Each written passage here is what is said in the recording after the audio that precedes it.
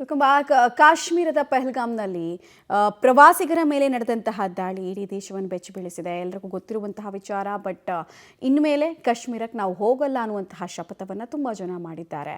ಆಮೇಲೆ ವಾರದ ಅಂತರದಲ್ಲೇ 6 ಲಕ್ಷಕ್ಕೂ ಹೆಚ್ಚು ಜನ ತಮ್ಮ ಟ್ರಿಪ್ಪನ್ನು ಕ್ಯಾನ್ಸಲ್ ಮಾಡಿದ್ದಾರೆ. ನೆನಪಿರಲಿ, ಹೋದ ವರ್ಷ ಕಾಶ್ಮೀರಕ್ಕೆ ಹೋದವರ ಸಂಖ್ಯೆ 2 ಕೋಟಿಗೂ ಹೆಚ್ಚು. ಸೊ ಒಂದು ವಾರದಲ್ಲೇ 6 ಲಕ್ಷ ಜನ ಹೋಗಲ್ಲ ಅಂತ ಹಿಂದಕ್ಕೆ ಸರಿದಿರೋದ್ರಿಂದ ಆಮೇಲೆ ಈ ವರ್ಷ ಮುಗಿದು ಹೋಗುತ್ತೆ ಪ್ರವಾಸಿಗರ ವಿಚಾರದಲ್ಲಿ, ಟೂರಿಸಂ ವಿಚಾರದಲ್ಲಿ.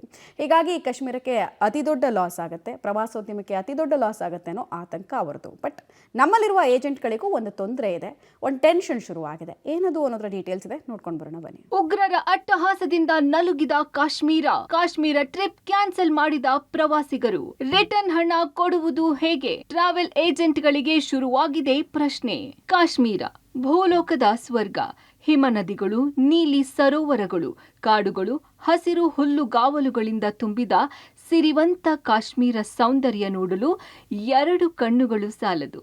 ಪ್ರಕೃತಿಯ ಸೌಂದರ್ಯ ಸವಿಯಲು ಪ್ರತಿ ಬೇಸಿಗೆಯಲ್ಲೂ ಲಕ್ಷಾಂತರ ಜನ ಕಾಶ್ಮೀರಕ್ಕೆ ಭೇಟಿ ನೀಡುತ್ತಾರೆ. ಆದರೆ ಮೊನ್ನೆ ಪಹಲ್ಗಾಮ್ನಲ್ಲಿ ನಡೆದ ಉಗ್ರರ ದಾಳಿ ರಾಜ್ಯದ ಪ್ರವಾಸಿಗರು ಹಾಗೂ ಪ್ರವಾಸೋದ್ಯಮದ ಮೇಲೆ ದೊಡ್ಡ ಹೊಡೆತವನ್ನುಂಟು ಮಾಡಿದೆ. ಬೆಂಗಳೂರು ಸೇರಿದಂತೆ ರಾಜ್ಯದ ಪ್ರವಾಸಿಗರು ಜೀವ ಭಯದಿಂದ ಕಾಶ್ಮೀರ ಟ್ರಿಪ್ ಬುಕಿಂಗ್ ರದ್ದು ಮಾಡುತ್ತಿದ್ದಾರೆ. ಕಾಶ್ಮೀರ್ ಟ್ರಿಪ್ಗೆ ಬುಕ್ ಮಾಡಿದ್ದೆ. ಡೇಟ್ಸು 30th ಮೇ ಇಂದ 6th ಜೂನ್ 2025ವರೆಗೂ. ಪಹಲ್ಗಾಮಲ್ಲಿ ಮಂಗಳವಾರ ಟೆರರಿಸ್ಟ್ ಅಟ್ಯಾಕ್ ಆದ ಕಾರಣ ನನ್ನ ಹಾಗೂ ನನ್ನ ಸಂಸಾರದ ಸೆಕ್ಯೂರಿಟಿಗೋಸ್ಕರ ನಾನು ಈ ಟ್ರಿಪ್ನ ಕ್ಯಾನ್ಸಲ್ ಮಾಡ್ತಾ ಇದ್ದೀನಿ. ಸೊ ಇದರ ಪರವಾಗಿ ನಾನು ಕೇಳ್ಕೊಳ್ಳೋದು ಏನಂದರೆ, ಕೊಟ್ಟಿರೋ ಅಮೌಂಟು ಈ ಟ್ರಾವೆಲ್ ಬುಕ್ಕಿಂಗಿಗೆ ರೀಫಂಡ್ ಮಾಡಿ ಅಂತ, ಬಿಕಾಸ್ ಆಫ್ ದ ಇದು ಇನ್ಸಿಡೆಂಟ್ ಆದ ಕಾರಣ.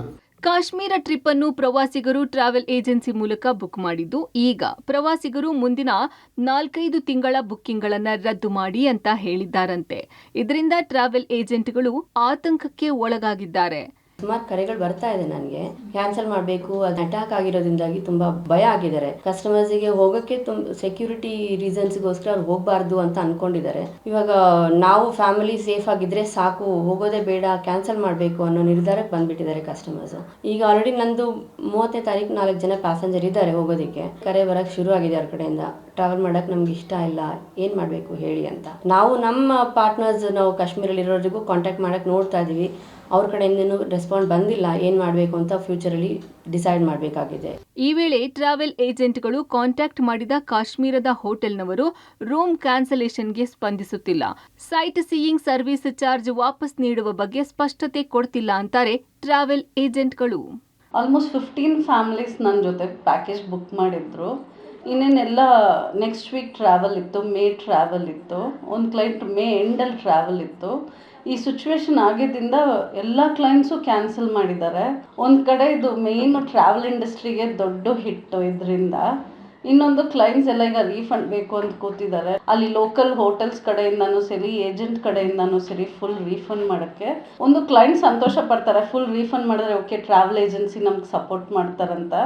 ಇಲ್ಲಾಂದರೆ ನಮ್ಗೆ ಕಷ್ಟ ಆಗುತ್ತೆ, ನೆಕ್ಸ್ಟ್ ಟೈಮ್ ಕ್ಲೈಂಟ್ಸು ಬರಲ್ಲ ನಮ್ಮ ಹತ್ರ. ಅವ್ರಿಗೆ ಹೋಗಲಿಕ್ಕೆ ಹೆದರಿಕೆ ಆಗ್ತಾ ಇದೆ. ಮೈಟ್ ಬಿ ಇಶ್ಯೂ 1 ದಿವಸ 2 ದಿವಸಲ್ಲಿ ಸಾರ್ಟ್ ಔಟ್ ಆಗುತ್ತೆ. ಬಟ್ ಇವ್ರು ಟ್ರಾವೆಲ್ ನೆಕ್ಸ್ಟ್ ಮಂತ್ ಇದ್ದರು, ಅವ್ರಿಗೆ ಧೈರ್ಯ ಬರ್ತಾ ಇಲ್ಲ ಟ್ರಾವೆಲ್ ಮಾಡೋಕ್ಕೆ. ನಾವು ರಿಸ್ಕ್ ತಗೊಳ್ಳೋದು ಬೇಡ, ನಾವು ಬೇರೆ ಕಡೆ ಹೋಗ್ತೀವಿ, ಪರವಾಗಿಲ್ಲ, ನೀವು ಕ್ಯಾನ್ಸಲ್ ಮಾಡಿ, ನಮ್ಮ ಟ್ರಿಪ್ನ ರೀಫಂಡ್ ಮಾಡಿ ಅಂತ ಕೇಳ್ತಿದ್ದಾರೆ. ಒಟ್ನಲ್ಲಿ ಈ ಭಯೋತ್ಪಾದಕ ದಾಳಿಯಿಂದ ಕಾಶ್ಮೀರ ಸೇಫ್ ಅಲ್ಲ ಎಂಬ ಭಾವನೆ ಜನರಲ್ಲಿ ಬಂದಿದ್ದು, ಸುಧಾರಣೆಯ ಹಾದಿಯಲ್ಲಿದ್ದ ಕಾಶ್ಮೀರಕ್ಕೆ ದೊಡ್ಡ ಹೊಡೆತ ಬಿದ್ದಿದೆ. Aruna Shiraguppi, public TV, Bengaluru.